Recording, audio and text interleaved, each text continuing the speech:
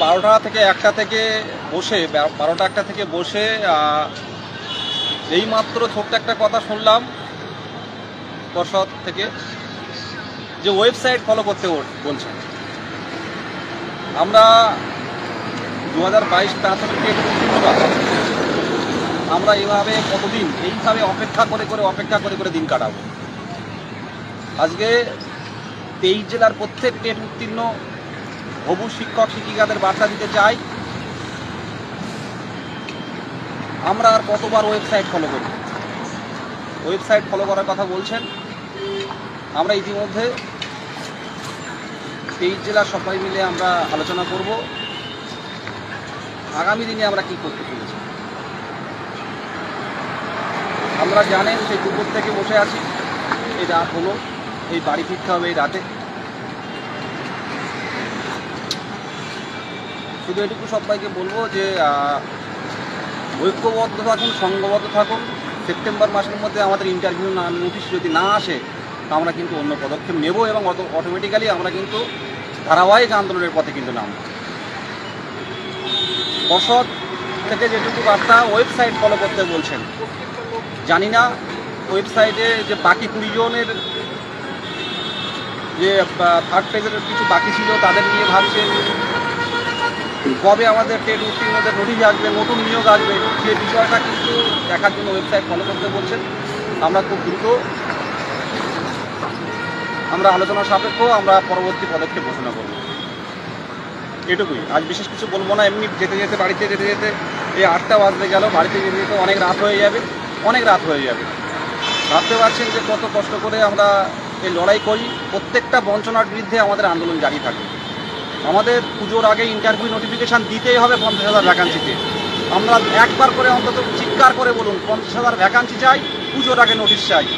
কোনো সমস্যা আমরা দেখব না, পরিষ্কারভাবে বলছি। হয় এবার নয় নেভার, নয় নেভার।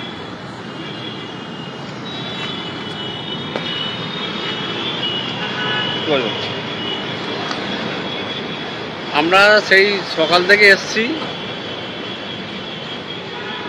বসে এই সন্ধ্যে এখন কটা বাজে? 8টা বাজতে গেল। পরিষ্কারভাবে আমাদের বললো যে তোমরা ওয়েবসাইট ফলো করো। জানি না ওয়েবসাইটে কি আসবে সে বিষয়ে আমাদের কোনো ধারণা নেই। আমাদের একটা পরিষ্কার বলে দিল যে তোমরা ওয়েবসাইট ফলো করো। আমাদের যারা আছি 22 স্টেট পাস, অনেক দিন ধরে বঞ্চিত হয়ে আছি, আজ প্রায় 2.5 বছর হয়ে গেল। আমাদেরকে খুব শীঘ্রই মাঠে নামতে হবে। আপনারা সবাই প্রস্তুত হন, খুব শীঘ্রই আমরা মাঠে নামবো। হ্যাঁ, 22 গত 1.5 বছরে যারা রাজপথে আন্দোলন করেছে, রাজপথে স্বতন্ত্রভাবে আন্দোলন করেছে একমাত্র 2022 প্রাথমিক টেট পাস ডিএলএড ঐক্য মঞ্চ। 22 স্বতন্ত্রভাবে বার্তা পৌঁছে দেবে। লড়াইটা নিজের স্বার্থে লড়তে হবে, লড়াইটা অপরের স্বার্থে নয়, নিজের স্বার্থে লড়তে হবে। ওয়েবসাইটে কি আসে 2-1 দিন দেখব, তারপর পরবর্তী পদক্ষেপ ঘোষণা করব। আপনারা ভালো থাকবেন, আর বিশেষ কিছু বললাম না। আমাদের বাড়ি ফিরতে হবে। আমার সাথে আছে সুভাষচন্দ্র বাগ, আপনারা জানেন অসুস্থ শরীর নিয়ে কিন্তু এই রাত পর্যন্ত আমার সাথে আছেন। পার্থজিৎ বণিক, সে 5টার দিকে চলে গেছে, তাই তো 4:30 5টার দিকে সে বেরিয়ে গেছে। আমরা এই রাত পর্যন্ত বসেছিলাম পর্ষদে।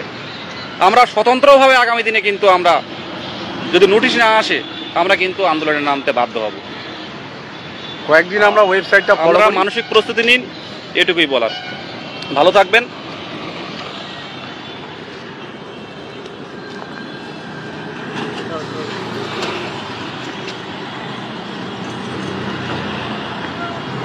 নেট স্লো আছে।